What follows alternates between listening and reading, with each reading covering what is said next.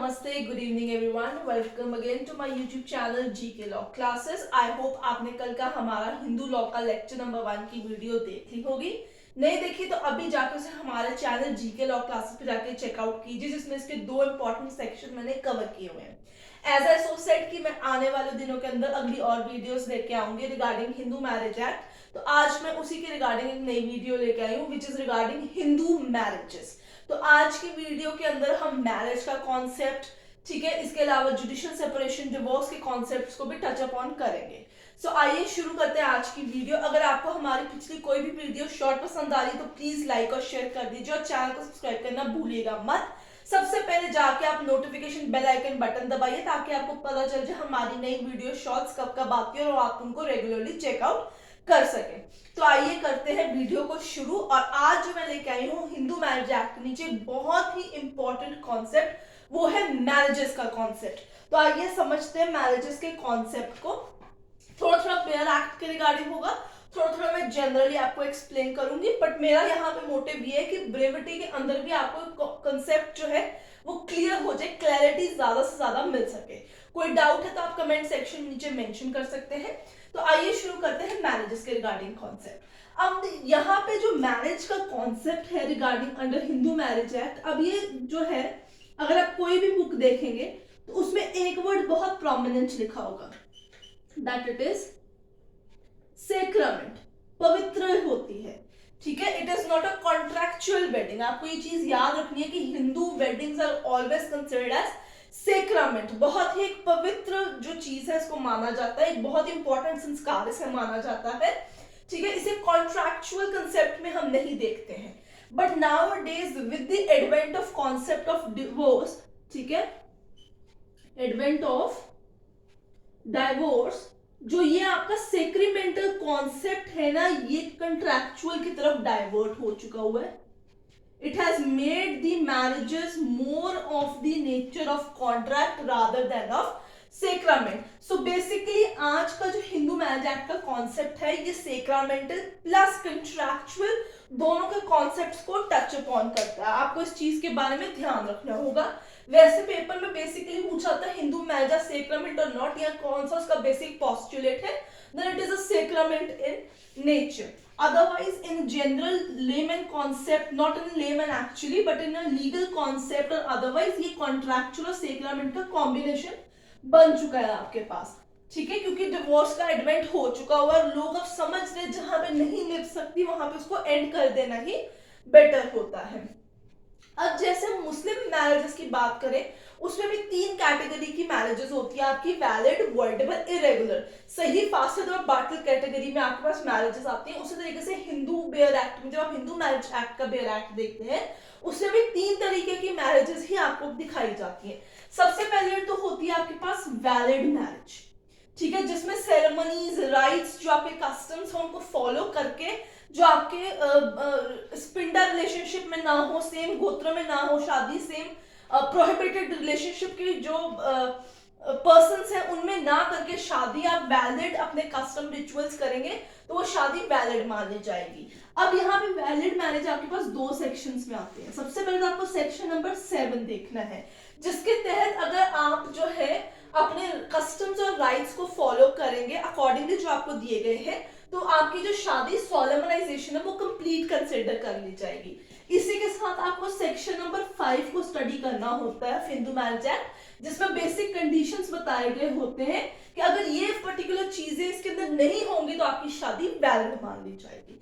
अभी हम इस पे आज इन दोनों सेक्शंस पे जो है इस वीडियो के अंदर फोकस करेंगे और आपको एग्जैक्टली समझाएंगे what constitute a valid Hindu marriage. दूसरी चीज आपके पास आती है वॉइड मैरिज. सेक्शन नंबर 11 आपके पास वॉइड मैरिज, वो मैरिज जो कि गलत है, बेसिकली गलत मतलब स्टार्टिंग से ही नल एंड वॉइड कंसिडर की जाती है, कि जिसका अस्तित्व ही एग्जिस्ट नहीं करता है. कारण कि आइदर किसी स्पाउस की जो है पहले से कोई शादी हो रखी है, या वो स्पिंडर रिलेशनशिप्स में है कपल, या सेम गोत्र में है, या प्रोहिबिटेड डिग्री रिलेशनशिप के अंदर वो एग्जिस्ट करता है कपल. इन दैट सर्कमस्टांसेस उनकी शादी शुरू से ही नल एंड वॉइड कंसिडर होगी. It will be a void marriage. वो मैरिज एग्जिस्टेंस में नहीं होगी. दूसरा कॉन्सेप्ट आता है voidable marriage, which is at the instance of one spouse. Initially valid marriage he consider की जाएगी जब तक दोनों में से कोई एक स्पाउस ऑब्जेक्शन रेज नहीं करेगा regarding that the marriage is not a valid marriage. Avoidable marriage section number 12 of Hindu marriage act में आता है, जिसमें वो कह सकते हैं कि भाई सामने वाली पार्टी जो है उसका मेंटल जो है ऑर्डर ठीक नहीं है, या वो स्पाउस आपका इम्पोर्टेंट है, या आपकी स्पाउस प्रीवियस किसी और पर्सन के साथ प्रेग्नेंट भी थी, या उसका जो कंसेंट है स्पाउस का वो फ्रॉडुलेंटली लिया गया। इन दैट सर्कमस्टांसेस दोनों में से कोई एक स्पाउस अपनी शादी को वॉइडेबल कोर्ट से घोषित करवा सकता है। सो वॉइडेबल इनिशियली वैलिड होती है, बाद में चल के वो इस कॉन्सेप्ट में फॉल करती है when one spouses raise an objection my marriage to be person is not a valid marriage, और जब वो प्रूव हो जाता है तो वो चीज वॉइडेबल हो जाती है, यानी गलत करार हो जाती है, वो चीज खत्म हो जाती है। ठीक है, सो आई होप आपको ये चीज पता चल गई होगी वॉइड और वॉइडेबल मैरिज। मैंने जितने भी आपको इसके अंदर कारण बताया, आप वीडियो को रिवाइंड करेंगे, दोबारा सुनेंगे, तो ये सारे कारण सेक्शन 11 और 12 में मेंशन किए गए हैं कि किन कारणों से हम शादी को वॉइड या वॉइडेबल घोषित करवा सकते हैं। सो आई होप आपको वैलिड मैरिज पे जाने से पहले वॉइड और वॉइडेबल मैरिज के कॉन्सेप्ट को समझ में आ गए होंगे। ये बहुत ही छोटा बेसिकली पार्ट है सेक्शन 11-12 का। यूजुअली आपको सेक्शन नंबर इसमें याद रखने हैं and the reasons from which you can actually make your marriage declare void and voidable, आपको वो रीजंस याद रखने होंगे। आइए अब बात करते हैं वैलिड मैरिज की। ठीक है, ये आपको बस मतलब लाइक पेन डाउन करके इसको याद करना है। आपका मेजर फोकस आज का इस टॉपिक के ऊपर होगा, वैलिड मैरिज के ऊपर।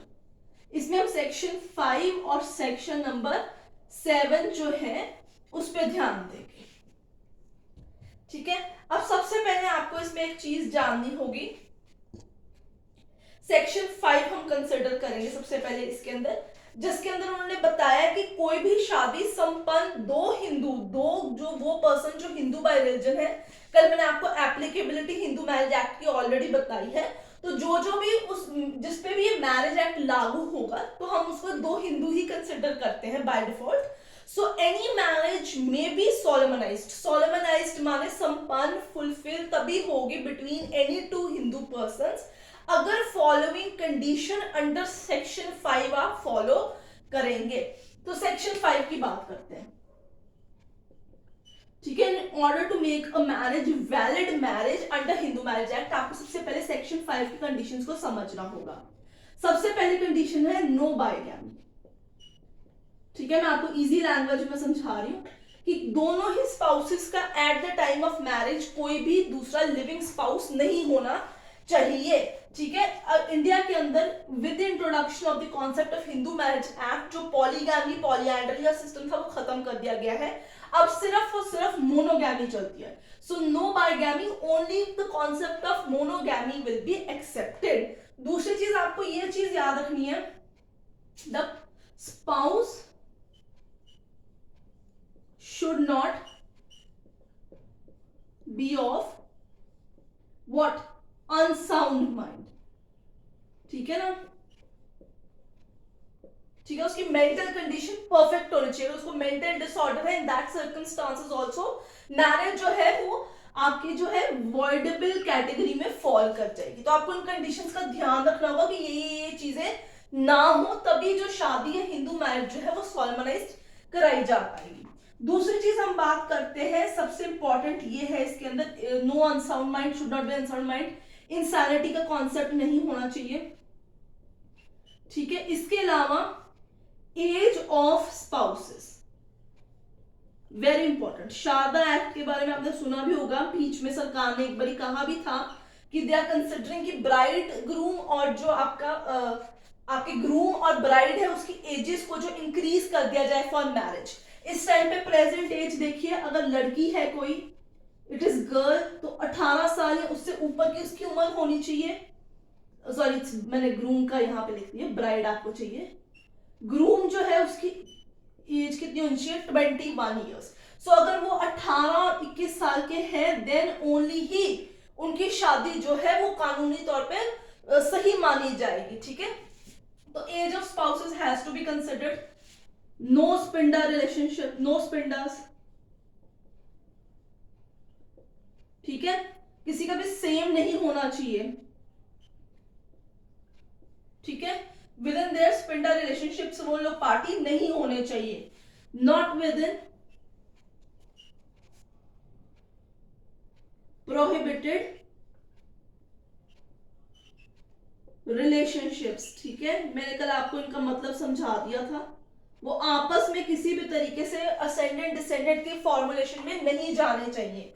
तो सेक्शन 5 में एक कंडीशन बताइए कि अगर वो बाइगेमियस मैरिज है तो भी मान्य नहीं होगा। एज जो है वो 18-21 की होनी चाहिए, स्पिंडास सेम गोत्र नहीं होने चाहिए, not with in the prohibited degree relationship होना चाहिए, अनसाउंड माइंड नहीं होना चाहिए, इंसैनिटी नहीं होनी चाहिए। अगर इसमें से सपोज कोई भी एक चीज एग्जिस्ट करेगी, शादी वॉइड वॉइडेबल की कैटेगरी में आ जाएगी। अगर कोई भी चीज एग्जिस्ट नहीं करेगी तो शादी वैलिड की तरफ चली जाएगी।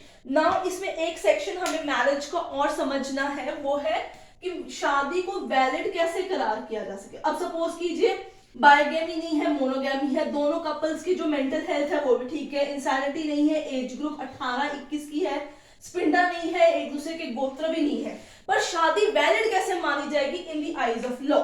तो वो सेक्शन नंबर 7 में उन्होंने बताया है कि शादी वैलिड कब मानी जाएगी, जब आप कस्टमरी राइट्स परफॉर्म करेंगे। Customary rites and ceremonies are followed, then only a marriage will be declared as valid marriage. तो एक वैलिड मैरिज को घोषित करने के लिए आपको सारे कंडीशंस फुलफिल करने हैं कि कुछ ना हो, प्लस आप कस्टमरी राइट सेरेमनीज को फॉलो कीजिए। बाय डिफॉल्ट जो है कोर्ट जो है एक सेरेमनी है जिसे वो हमेशा जो है वैलिड मैरिज के लिए कंसिडर करता है, और वो है सप्तापदी। ठीक है, जिसे हम कहते हैं 7 फेरे। ठीक है, तो अगर हस्बैंड एंड वाइफ जो है in presence of Holi fire, in presence of their family members जो है प्रॉपर विधि विधान से 7 फेरे ले लेते हैं, तो उस शादी को जो है वैलिड हिंदू मैरिज कंसिडर किया जाएगा। Plus they must be fulfilling all the condition mention for section number 5 is very important. ये नहीं कि 7 फेरे ले लिए और बाद में पता चला उसकी तो एक और वाइफ जिंदा, उसका एक और हस्बैंड जिंदा है। That should not happen. So by default, if they have performed 7 फेरास in presence of holy fire, तो वो valid marriage consider होगी along with fulfilling of section number 5 conditions. ठीक है, तो सिर्फ मांग में सिंदूर भर के या मंगलसूत्र डलाने से शादी नहीं मानी जाएगी इन लॉ। 7 फेरों का होना in presence of holy fire is compulsory. So I hope आपको section 5, 7, 11, 12 समझ में आ गए होंगे वैलिड मैरिज के क्या है। तो आप इसको रिवाइंड करके भी देख सकते हैं, पॉज करके भी देख सकते हैं, सारा कुछ पेन डाउन कर सकते हैं। ये हिंदू मैरिज एक्ट के बियर एक्ट में सब कुछ दिया है, वहां से आप पढ़ सकते हैं। ठीक है, फिर इसमें आपको एक चीज और रखनी है, क्योंकि अब वीडियो का टाइम हमारे पास बहुत शॉर्ट है, so we are just winding up. हो सकता है मैं कल उसको लेके आऊं, तो कल हम अब बात करने वाले हैं सेक्शन नंबर 9, 10 और 13 की। सो अगर आपको आज की वीडियो पसंद आई है मैरिजेस के रिगार्डिंग, तो प्लीज भाई लाइक और शेयर कर दीजिए और चैनल को सब्सक्राइब करना भूलिएगा मत। I will see you next.